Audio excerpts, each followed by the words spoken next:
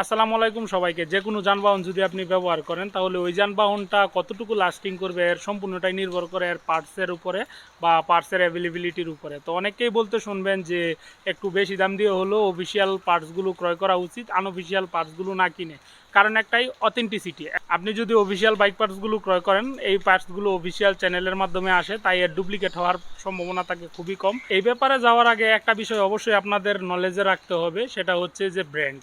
আমাদের দেশে যদি মোটরসাইকেলের ব্র্যান্ডগুলোর কথা বলি তাহলে ইয়ামাহা, সুজুকি, হুন্ডা, এই তিনটা ব্র্যান্ডকেই কিন্তু মানুষ প্রাধান্য দেয় বেশি। মূলত এই তিনটা ব্র্যান্ডের বাইকগুলোই মানুষ মানে ঘুরিয়ে ফিরে বেশি কিনে, মানে তুলনামূলক অন্যান্য ব্র্যান্ডের কথা যদি চিন্তা করি। তো আরও কিছু ব্র্যান্ড আছে যেমন বাজাজ, টিভিএস, ওনারাও ব্যবসা করছে, যথেষ্ট ভালো মার্কেট শেয়ার ওনাদের আছে। কিন্তু যদি আপনার একটা জিনিস চিন্তা করেন যে কেউ যদি স্পেসিফিক একটা বাইক সম্বন্ধে কারো কাছ থেকে সাজেশন চায়, তাহলে এই তিনটা ব্র্যান্ডের যে কোনো একটা ব্র্যান্ডই কিন্তু মানুষ সাজেস্ট করে বেশি।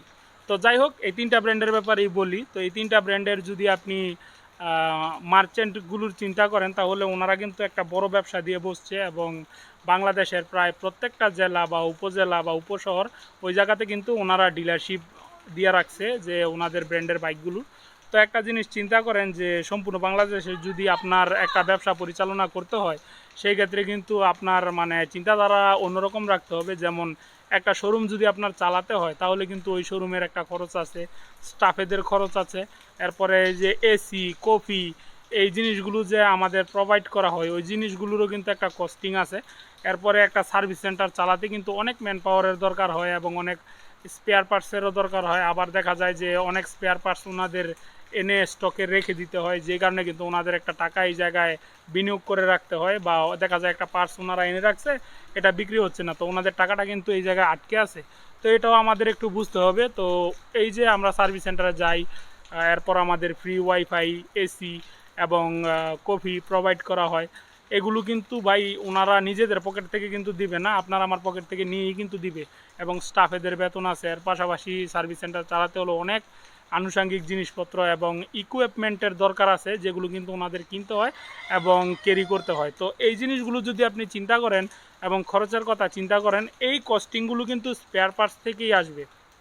এই জন্যই মূলত দেখা যায় যে ওনাদের যে স্পেয়ার পার্টসগুলো, যদি আমি উদাহরণ দিই একটা মোবিল ফিল্টার জিক্সার মনোটন বাইকের, তো এটা 110 থেকে 120 টাকা আমি লাস্ট মনে হয় শুনছি যে বেচা কিনা হয়। তো এই সেম ব্র্যান্ডের সেম জিনিস, সেম কোয়ালিটির জিনিস যদি আপনি বংশাল অথবা মিরপুর থেকে ক্রয় করেন, 100 থেকে 90 টাকা বা 80 টাকার ভিতরে আপনি কিনতে পারবেন এই সেম জিনিস।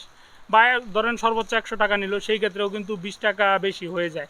তো এটা শুধু একটা ফিল্টার না, আপনি যদি প্রায় সব ধরনের স্পেয়ার পার্টসের চিন্তাই করেন এবং একটা স্পেয়ার পার্টস যদি ওনাদের কাছে জিজ্ঞেস করেন যে ভাই কত টাকা, এবং বাইরে যদি একটা দোকান থেকে জিজ্ঞেস করেন যে যারা নাকি মুক্তবাজার অর্থনীতিতে ব্যবসা পরিচালনা করছে, তাহলে দেখবেন যে প্রায় অনেক বড় একটা অ্যামাউন্ট মানে গ্যাপ হয়ে যায়, যেমন 2 থেকে 300 বা কোনো কোনো ক্ষেত্রে 500 টাকার ব্যবধানও কিন্তু হয়ে যায়।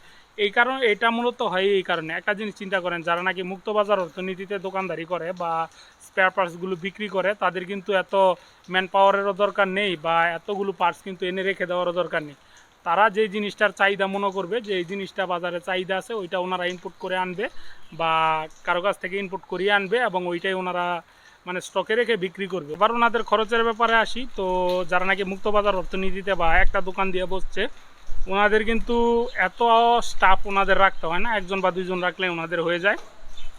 এরপর কিন্তু ওনাদের এত কস্টিংও থাকে না কোনো কিছুর পেছনে, বা ওনাদের বড় কোনো সার্ভিস সেন্টার চালাতে হয় না, বা এসি, ফ্রি চা বা ফ্রি ওয়াইফাইও কিন্তু প্রোভাইড করতে হয় না। তো এই কিছু কোনো কিছুর খরচের না থাকার কারণে কিন্তু দেখা যায় কি ওনারা একটু চিপেই এই স্পেয়ার পার্টসগুলো প্রোভাইড করতে পারে অফিসিয়াল শোরুম থেকে।